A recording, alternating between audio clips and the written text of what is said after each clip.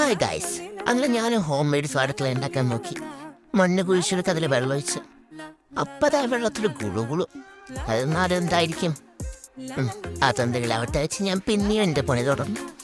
ഇങ്ങനെ വെള്ളമൊക്കെ നല്ലോണം ഇളക്കി വേറൊരു ബക്കറ്റിൽ കോട്ടൺ തുണി വെച്ച് അടിക്കാൻ നോക്കി. അപ്പോഴാണ് ഗൈസ് വെള്ളം പോകുന്നില്ല. അങ്ങനെ ഒരു തോർത്തെടുത്തു. എന്നിട്ട് 2-3 തവണ അരി മാറ്റി.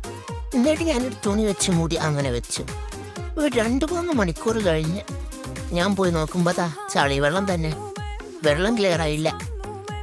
അങ്ങനെ ഞാൻ 1 മണിക്കൂർ കഴിഞ്ഞ് പിന്നെയും പോയി നോക്കി. അപ്പോഴത്തെ എന്നാലിതെന്താ ഇങ്ങനെ, ഞാനിങ്ങനെയല്ലല്ലോ കണ്ടേ. ശേ, എന്നാലും എവിടെയാ തെറ്റുപറ്റിയത്?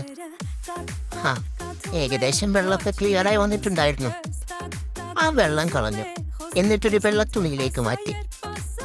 അത് നോക്കുമ്പോൾ കറക്റ്റ് ചോക്ലേറ്റ് വരണ്ടായിരുന്നു. മണവും സൂപ്പർ. സത്യം പറഞ്ഞാൽ എനിക്ക് കഴിക്കാൻ തോന്നി. എന്നിട്ട് വെള്ളം പോകാൻ വേണ്ടി അതിൻ്റെ താഴെ വേറൊരു തുണി വെച്ച് കൊടുത്തു. ഒരു 2 മണിക്കൂറിന് ശേഷം എടുത്തു. എന്നിട്ട് പരത്തി വെച്ചു. നിങ്ങൾ വിചാരിക്കുന്നുണ്ടോ ഇതൊക്കെ എവിടെയെന്ന്? ഇതൊക്കെ ഇപ്പം വരും. ജസ്റ്റ് ഒന്ന് വെയിറ്റ് ചെയ്യ്. അതാ കണ്ടോ ഞാൻ കിഴിയൊക്കെ കെട്ടി വെക്കുന്നത്. അങ്ങനെ അത് ഡ്രൈ ആവാൻ കാത്തിരുന്നു. ഒരു ദിവസത്തിൻ്റെ പകുതി കഴിഞ്ഞിട്ടും അതാണെങ്കില ചളി പുറത്തുനിന്ന് കയ്യിലാവുന്നുണ്ടായിരുന്നു. ഇത് കളിമണ്ണോ അതോ കാപ്പി വെള്ളോ?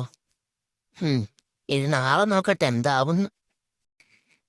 നിങ്ങൾ അഭിപ്രായം പറയൂ, ഇതെന്താ ഇങ്ങനെയെന്ന്. അല്ലേലും നമ്മളൊക്കെ എന്തുണ്ടാക്കിയാലും ഇങ്ങനെയാണല്ലോ. സങ്കടമൊന്നുമില്ല, എന്നാലും ചെറിയൊരു വിഷമം.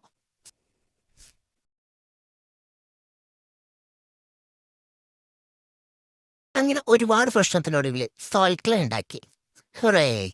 എന്നാൽ എപ്പോഴേക്കും സോൾട്ട് ക്ലേ അത്യാവശ്യം ഡ്രൈ ആയി. അങ്ങനെ അത് കുഴയ്ക്കാൻ തുടങ്ങി. അപ്പോഴാണ് ചെറുതായിട്ട് ഒട്ടിപ്പിടിക്കുന്ന പോലെ.